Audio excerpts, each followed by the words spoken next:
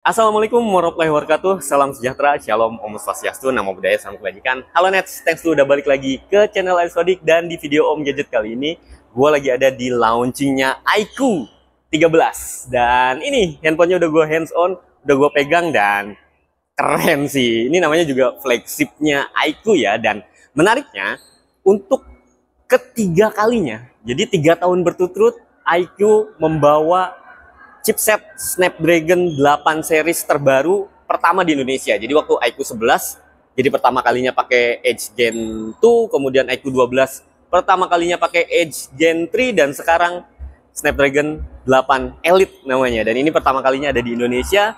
Terus yang paling mengejutkan, selain tadi gue terkejut sama desainnya yang keren, ada lampu-lampunya gini, itu juga dari segi harganya, di mana sekarang start dari 9 jutaan. Jadi 9.999.000 rupiah untuk varian terendahnya di RAM 12 GB dan memori internal 256 GB. Dan menurut gua untuk mendapatkan chipset terkencang di Indonesia saat ini, Snapdragon 8 Elite itu jadi harga yang pas dan asik buat disikat gitu ya.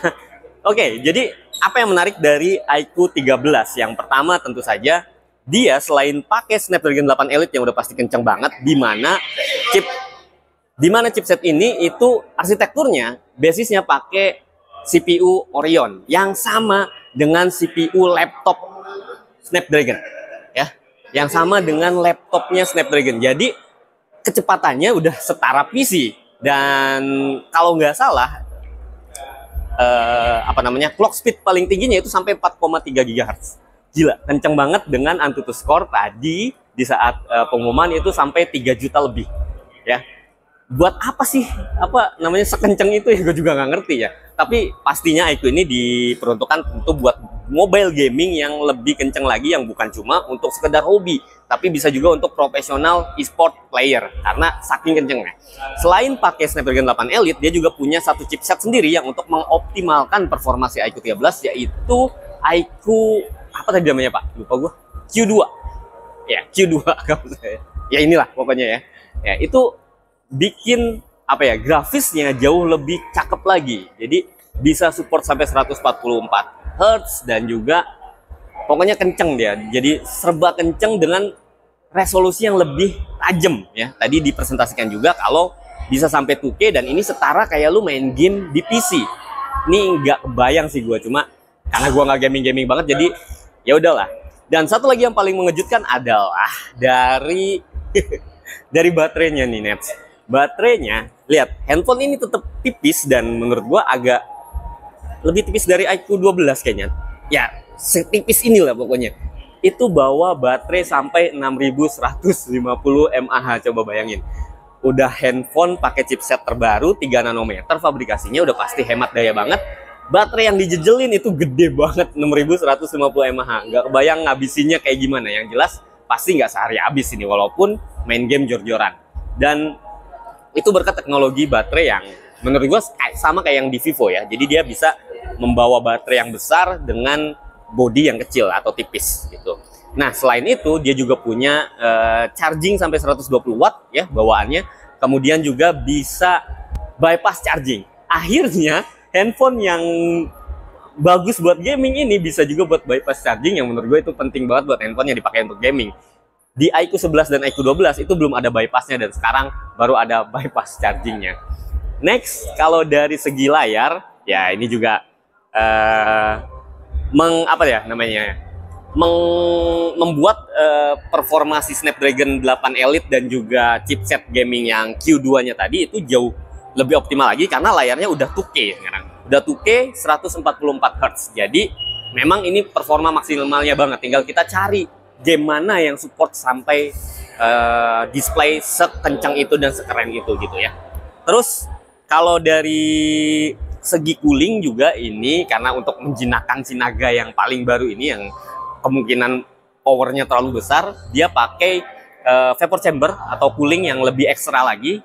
Tadi sih sebutannya sampai 2K VC cooling system. Artinya ada 7000 mm atau apa ya berarti disebutnya, area yang tercover sama vapor chambernya. Itu gede banget, dan mudah-mudahan ini cepat awet ya.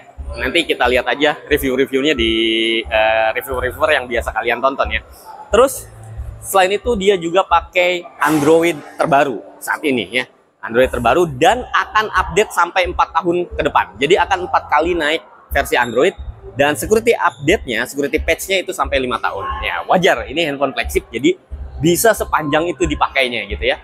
Dan si Snapdragon 8 Elite juga dapat sertifikasi dari TÜV Rheinland, fluency ratingnya sampai 60 bulan.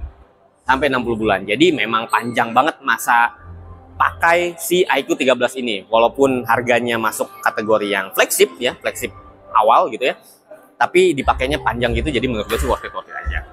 Next, walaupun ini handphone yang lebih banyak ngomongin soal gaming, dia juga punya kamera yang menurut gue bagus lah ya, karena tiga-tiganya itu kamera yang menurut gue semuanya kepake. Ada 50 megapiksel telefoto dari Sony sensornya. Ada Sony IMX98, lupa gua. 921 untuk main kameranya, Sony lagi 50 megapiksel juga, dan ada 50 megapiksel ultra wide. Jadi tiga-tiganya itu kepake banget. Kita sambil lihat menu kameranya aja ya. Nah, dari segi foto kita lihat maksimum zoomnya itu 30 kali. Jadi ini telenya emang bukan periskop, jadinya lebih ngaruh buat bikin potret sih sebenarnya telenya. Terus dari segi potret, ya benar. Ini kalau pakai tele akan lebih gurih lagi sih. Sampai 100 mm. Ini bokehnya bisa kita atur, ada natural, ada rotary focus, ada bubble. Jadi mirip-mirip Vivo lah ya kalau menurut gua ya. Terus ada night mode, ada mode snapshot. Kemudian ada color style-nya yang ada tekstur natural sama vivid. Ini juga di Vivo juga ada nih kayak gini. Terus bisa super makro juga. Oke, dari segi video kita lihat untuk kamera belakang videonya sampai 8K 30 fps. Nah ini memang karena power dari Snapdragon 8 Elite-nya kencang banget ya. Bisa juga 4K 60 fps dan 1080p juga 60 fps. Jadi keren sih menurut gua. Tapi kalau dibikin stabilize, ultra stabilize, dia mentok di mentok di 1080p 60 fps. Cukup sih, karena 60 fps, jadi ini sih pasti keren sih hasil videonya. Dia juga bisa video bokeh, jadi kita bisa atur aperture-nya. Oke, kemudian untuk mode-mode lainnya, nah ini juga mirip Vivo nih kalau gue lihat nih. Ada astrofotografi, ada fisheye, terus ada slow motion, ultra HD, long exposure, yang ini bisa bikin beberapa opsi dari kreativitas long exposure ya, seperti night gravity, flow traffic, dan lain sebagainya. Ada waterfalls, asik sih. Terus kita cobain fisheye deh. Ini kayak efek software aja sih fisheye-nya ya. Karena kan lensanya bukan fisheye. Ada lagi supermoon juga ada. Ini mirip-mirip di Vivo lah ya. Oke, itu dia. Kalau misalnya kita cobain di kamera depan. Halo Pak. Seperti biasa, videografer saya ya. Resolusinya kalau depan, nah ini lebih kecil dari yang tapi asiknya depan juga bisa 4K 60 fps loh. Jadi walaupun nggak ada 8K, menurut gue ini yang lebih kepake sih. 4K 60 fps dan 1080p 60 fps. Cuma kayaknya nggak ada tombol stabilize-nya ya. Stabilizernya nggak ada Pak di kamera depan Pak. Goyang Pak. Oke, itu berarti kekurangan di kamera depannya ya. Kemudian bisa video bokeh juga pakai kamera depan. Nah, asik sih, bening sih. Gila, keren coy. Asik loh fokusnya. Keren.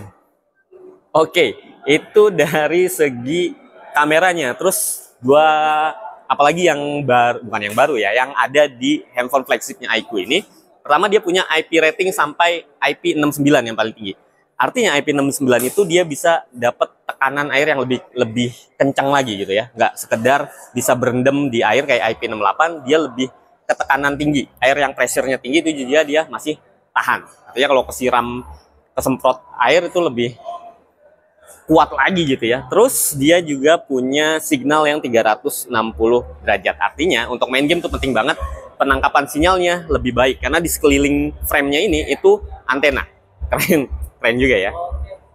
Oke, mungkin itu aja sih yang bisa gue omongin dari hands-on si iQOO 13 dan kerennya ini gimmick sih, tapi menurut gue ini menegaskan kalau dia handphone gaming. Kenapa? Ada lampu-lampu RGB-nya. Jadi si lampu RGB-nya itu aktif kalau misalnya main game, nyetel musik, video, Notifikasi juga dia akan aktif dan ini bisa kita setting warnanya, terus nyalanya seperti apa.